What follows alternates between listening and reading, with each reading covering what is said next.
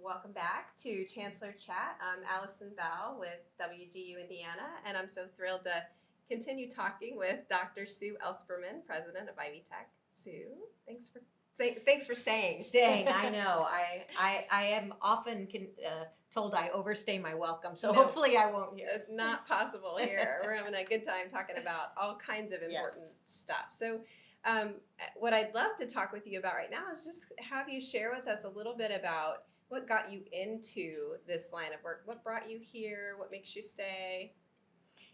Yeah, it's been an interesting journey. I absolutely love being president of Ivy Tech Community College because of the mission.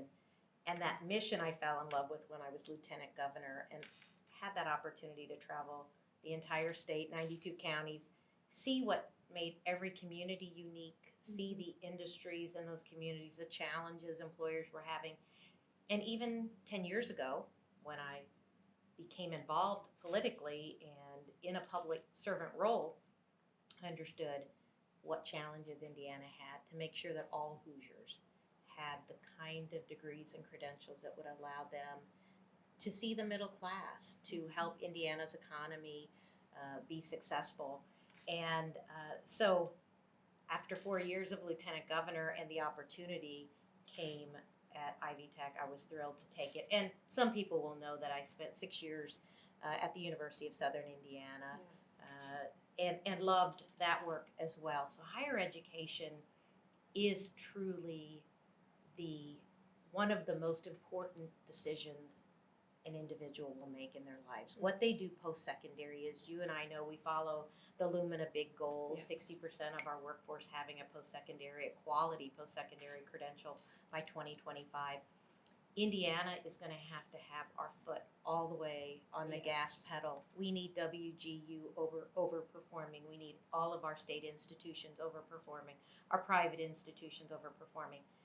And if Ivy Tech doesn't overperform, we can't get there. Right. So we set our goal, our big vision of 50,000 completions a year to Indiana's need. And I'm excited to tell you, we broke 40,000 this year. That's Just wonderful. 3 years ago, we were at 21,000. So we are working very, very hard to transform our institution into the community college that Indiana needs us to be.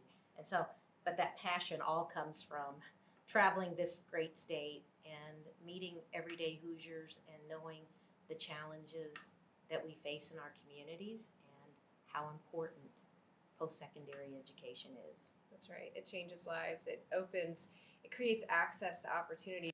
There's no limit. There's no limit to talent in Indiana. You know, everybody has the potential. What we have to do is create the pathways, help people understand what they're able to do, empower them, lift them up. And so you're right. It's a heavy lift just because there's lots of work to be done, but it's exciting work and it's so rewarding and important. Sure is. So I'm sure glad you decided to. Well, and I know Jump in. WGU is entering you've completed 10 years, so Yes. second decade as an institution, and that I remember from my days as a public servant. Yes. At the time when WGU was just a baby, and then Governor Daniels Yes.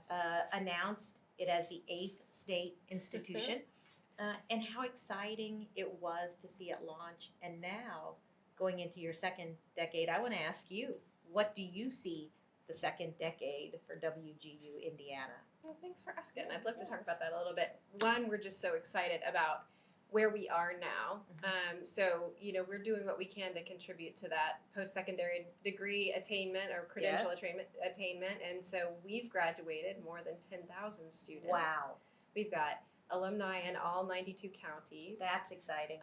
We have nearly 6,000 students enrolled right now, and but we're always, you know, hoping to expand that. There are more.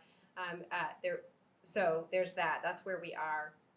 Where are we headed? You know, we'd like to continue with partnerships like the Al Transfer program that really empower students to move on when that makes sense for them to WGU for their bachelor's and their master's. We're looking at some postgraduate training opportunities too, because really in this day and age, we're not done. When when we earn our bachelor's degree and our master's degree, there's still more training and learning. The Right. workforce is ever changing. So we're looking at what might we meet the need in Indiana? Right. How could we offer opportunities that would help with Indiana's workforce needs?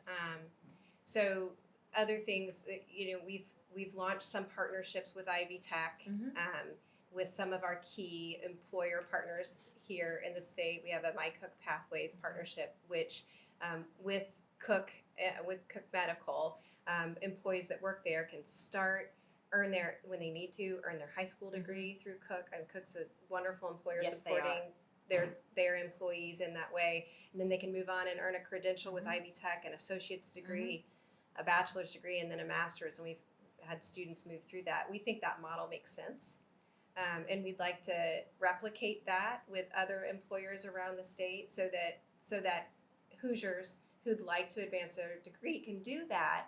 They can be supported by their employer and at the same time meet the needs of the employer. It just makes sense. So that's one direction we'll go. Program.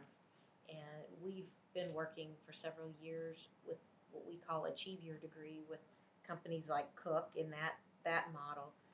But I think we have over 200 companies. So Right. I can give you some hints of good places to go, because I think companies want to do right. They selfishly know they need that talent. Yes. And better to grow what you have than to have to recruit outside.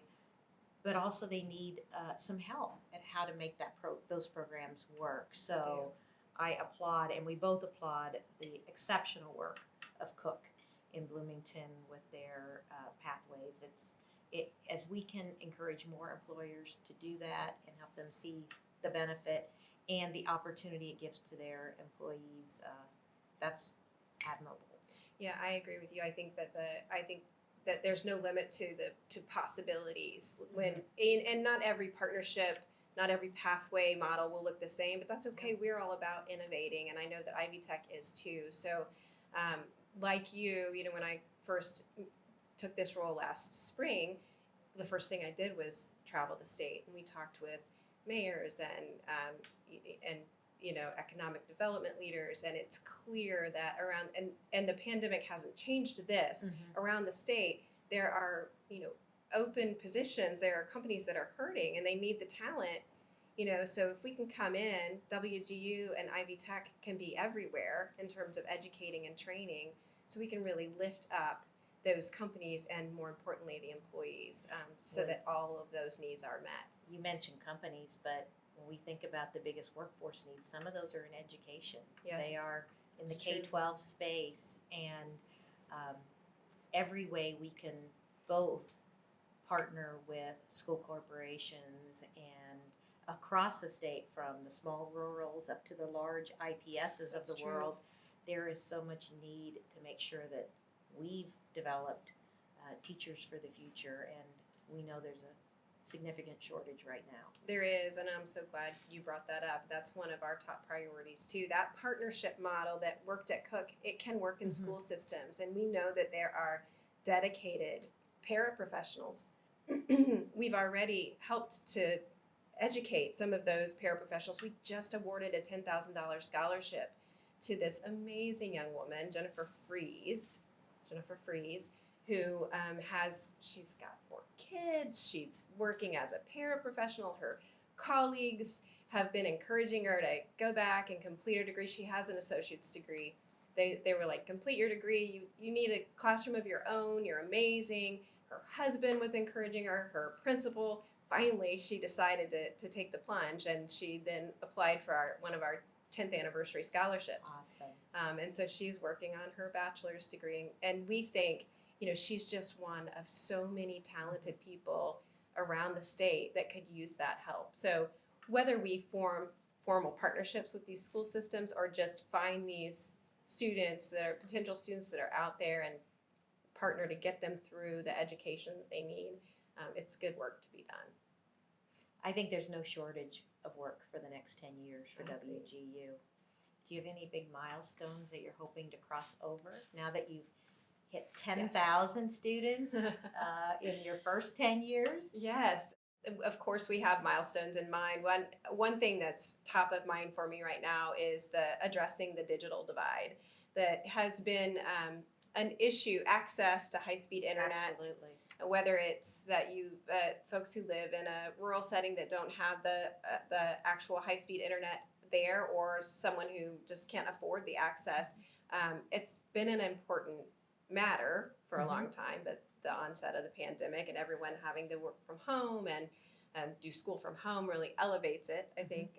And so, I've fortunately been able to share my thoughts on it, and just the fact that several publications in the state, like IBJ and different local newspapers, have picked up the op-ed tells me that other people see this as an issue too. So we're working with policymakers, and we're to elevate the issue, to make policy changes that will help to support people who need access. We also, as an institution, are giving away scholarships it's a part of our We Won't Rest campaign, which is that we provide access, whether it be someone who lives in a rural setting, we'll give them a satellite connection or some way to connect that makes sense. Or that there are ways that we can fund and support the cost of access to high-speed internet. So that's something for folks to know. They can apply for our We Won't Rest campaign scholarships. The other thing, I think, speaking of scholarships, is that we have a history of giving away lots and lots of scholarships to our students, new and existing students. And this last year, we gave away nearly $1 million in scholarships to our students in our 10th year. This year, I'd like to break that. Excellent. I'd like to give away more than $1 million. So we're on track. Well, selfishly, if that happens, I know many of those will be Ivy Tech That's graduates right. who are receiving That's those. right. And I couldn't commend you more for continuing to elevate the digital divide and doing the things as an institution you can to overcome that with students. It is one of the top 3 concerns our students raise is technology and or bandwidth, and we know that in the world that we're living in today and tomorrow, that will be a requirement. That's right. And we've got to do everything we can. So count us in to help you elevate that message. That's good. We'll work together on that. You bet. That and so much else. And so much more. 10 years in, but I feel like we've only just begun. We have. And our world is going to change rapidly. And I think we owe it to our students to be the institutions that change as rapidly as the world around them does so that they can succeed. I agree. Well, it's exciting work. And Sue, thank you so much for coming in today. It's always a pleasure to spend time with you. Will you come back sometime? I would love to, and I will ask you to reciprocate at Ivy Tech as well. Anytime, it would be my pleasure. Congratulations on 10 years. Oh, thank you. Thank you so much. Great.